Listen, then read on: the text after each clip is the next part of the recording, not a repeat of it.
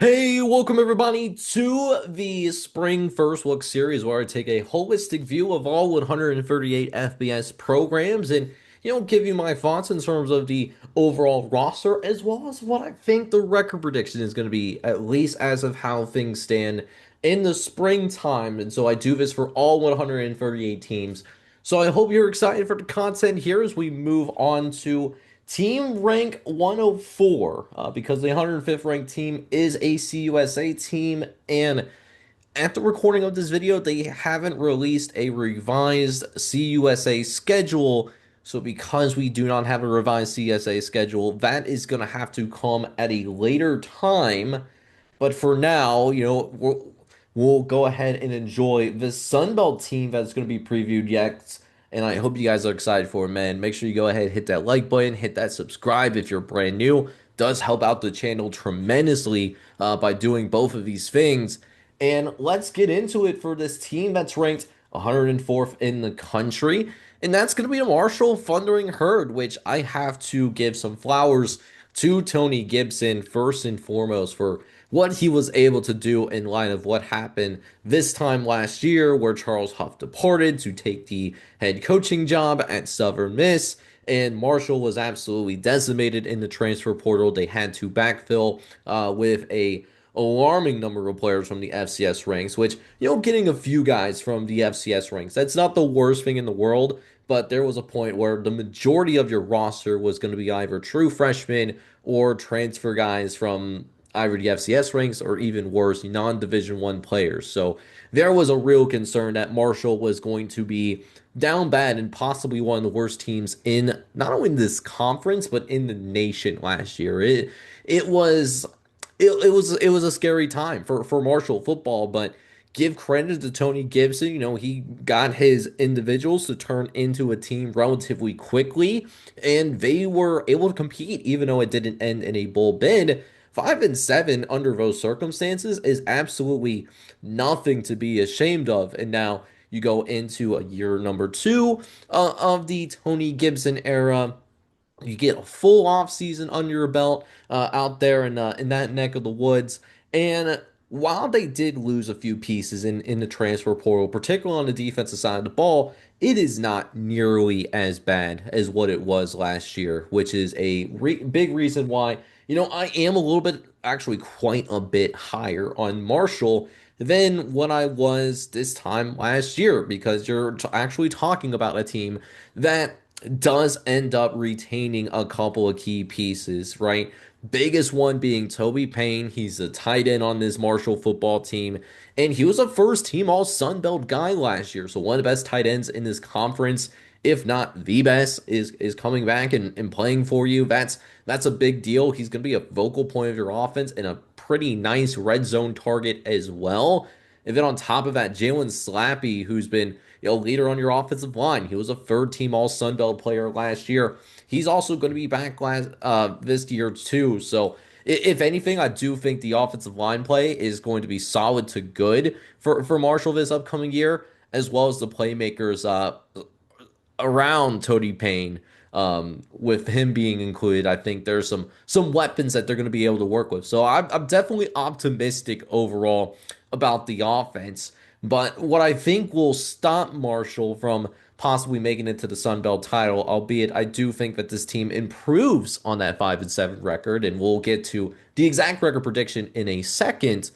It's what's I'm a little bit more worried about the defensive side of the ball, and particularly that front seven, because they did lose multiple defensive linemen. Whether it's Jamal Weiss, who ends up transferring to Baylor, and he had a big year in the interior, ended up with 5.5 TFLs last year, and that's for someone that deals with double teams the majority of the time, that's pretty good stats that they put up.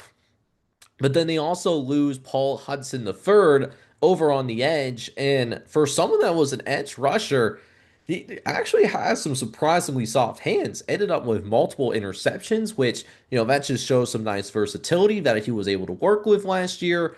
And he's going to Washington State, so that sucks. Was certainly a versatile player for that Marshall defense last year, so that is unfortunate. They also lose Jabril Al Amin, the linebacker who put up some nice stats before transferring to the Kansas Jayhawks. He had 56 tackles and 5 TFLs last year. So, a few defensive pieces in that front seven that they're going to have to replace internally because they didn't necessarily backfill with anyone that is bringing in production from their previous stop. But I'm also a little bit concerned about what's that running game looking like for Marshall this year as well. I think the passing game is going to be good. I think that the running game should be solid, but isn't going to be enough of a complement. Now with Antoine Roberts gone, he goes to Arizona after putting up nearly 600 yards and 4 touchdowns last year. But overall, you're feeling a lot better about Marshall than what I did this time last year. And I really like Tony Gibson, being able to nearly make it to a bowl game based on those circumstances. I don't think there was a team that had worse transfer portal overhaul than Marshall last year, and now you don't have to deal with that. I think Marshall gets back to what we saw them a couple of years ago. They're definitely closer to that Sun Belt title team in 2024 than what they were projecting to be this time last year. Is not only one of the worst teams in the conference, but one of the worst teams in the nation. So with that, I do think that they're even a worst case scenario for Marshall this year. I still think that Marshall improves on their overall record and we see them in a bowl game, right? So I look at Marshall, they have one of the highest fours in this conference, if not in the country. I think even a worst case, they're going to be a 6-6 football team. I really like them against Mid Tennessee, for example. Really don't like Derek Mason. He's certainly not in the same level of grace that I have for Tony Gibson right now. Gardner Webb, they should win that one. New coaching staff in Coastal Carolina, you get them at home as well. We'll see if Ryan Beard has things figured out by game number 6, or if they're still trying to figure out what that identity is going to be during Ryan Beard's tenure. South Alabama, the Jaguars are looking to bounce back after a horrifically bad season in the second year of Major Applewhite. Applewhite having something to prove here in year number 3. Then a couple more nice games that are at home for them. Appalachian State, Georgia State as well. Those are home games where I think they're the better team on the field. And with that home field advantage, they are going to have some safe wins there. So just like in a worst case scenario, I think they improved their overall record and they go to a bowl game. Now, what do they do beyond that? It's going to be based on some of their swing games that they have on their schedule. Obviously, don't have them beating Penn State. I think Matt Campbell and Penn State's going to be too much on the road. Then even James Madison, I think is one of the best teams in the Sun Belt still, even with their transfer portal overhaul. So that might be Marshall might be a year away from competing with James Madison. But beyond that, it really comes down to what do they do in these other swing games? Missouri State. What's Missouri State like under Casey Woods? That's going to be a fascinating question to answer. Last year we did see Marshall play Missouri State at home, and the Bears did end up beating Marshall, if I'm not mistaken. You also have Louisiana Monroe on the road. That's going to be a Louisiana Monroe team that, hey, maybe they don't have a ton to play for at that point under Brian Vincent, if he's still even there, but it's going to be senior day. The emotions are going to be high.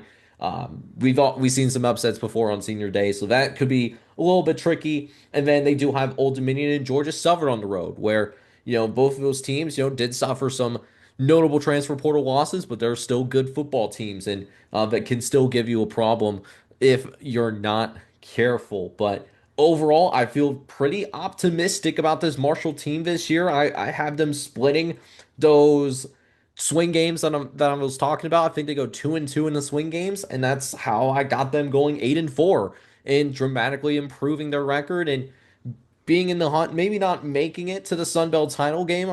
I still think they're about a year away from that, from making that realistic. But Tony Gibson obviously does have this program going in the right direction, and that should certainly be noted moving forward. They're going to be a danger to anyone that they play against in the Sun Belt as they get into the fall. But I'm very curious to hear what you guys think down in the comment section in terms of, do I have Marshall too high? Do I have him a little bit too low? Definitely let me know in that comment section. But hey, if If you guys have been enjoying the content here, I would truly appreciate it if you take a couple minutes, hit that like button, hit that subscribe button as well if you do happen to be brand new to the channel. That would truly mean a lot to me.